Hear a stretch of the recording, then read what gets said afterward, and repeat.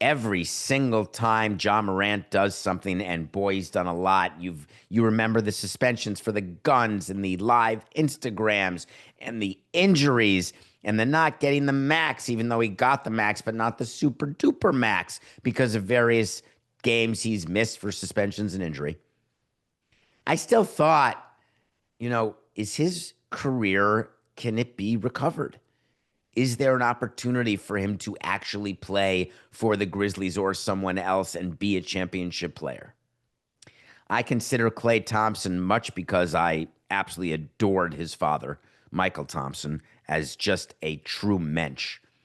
Watching the Hall of Famer Klay Thompson play, watching him win championships for the Warriors, sadly watching him lose to Father Time, which we all will lose. Every athlete, every person, you will lose to Father Time if you don't get beaten by something prematurely, which, as we know, can happen. What I didn't have on my bingo card is that Klay Thompson and John Morant would have such a beef that it would spill off the court. On the court beefs, I love.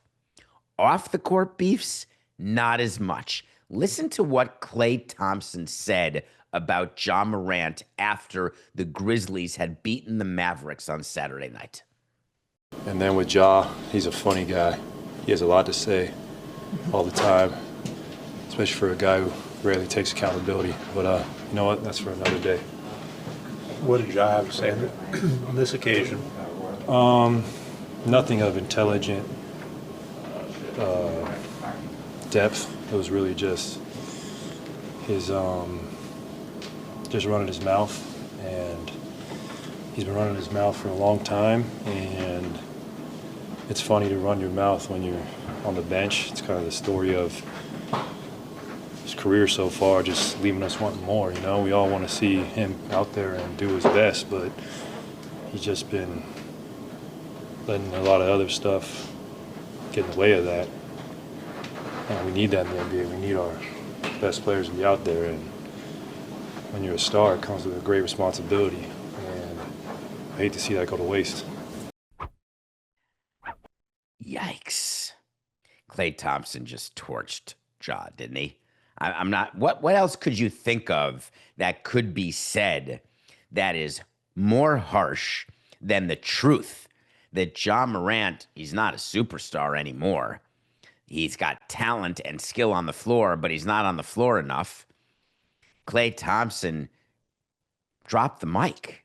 What do you do if you are the Memphis Grizzlies and you hear this? What do you do if you're John Morant and you hear this? What's your response?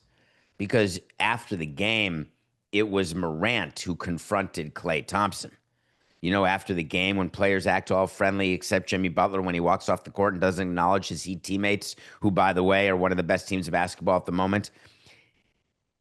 They come and they shake hands. Sometimes you do the kneel prayer in the center of the court. You hold hands. Sometimes you hug. Sometimes you exchange jerseys. Every once in a blue quarter moon, you have players who do a post-game confrontation. Sometimes it spills out into the locker room. But generally, the people doing the confronting and the people who are the confronted are wearing short pants. It is not common that someone in their civvies, their civilian clothes, is coming out onto the court to take umbrage with a uniformed player. And that's just what John Morant did, which caused Klay Thompson to destroy him in his post-game availability. Because John Morant, when you're not playing, you're injured, media doesn't talk to you, you don't want your player talking to the media, you got no update, nothing positive happens when John Morant talks to the media, nothing positive happens when he does just about anything. So, Klay Thompson, totally different situation, tells you that. That's 59 seconds of a crushing.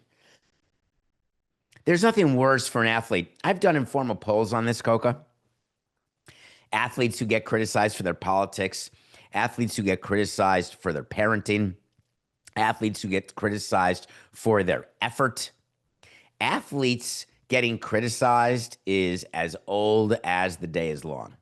But the number one thing in a survey done, 100 athletes asked by David, top 5 answers on the board.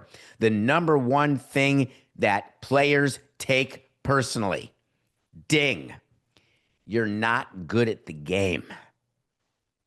That's number one. All the time, every time. 94 out of the 100 people surveyed went right to, don't you tell me that I don't got ball. Don't tell me that I can't hit a fastball, that I can't throw a breaking ball.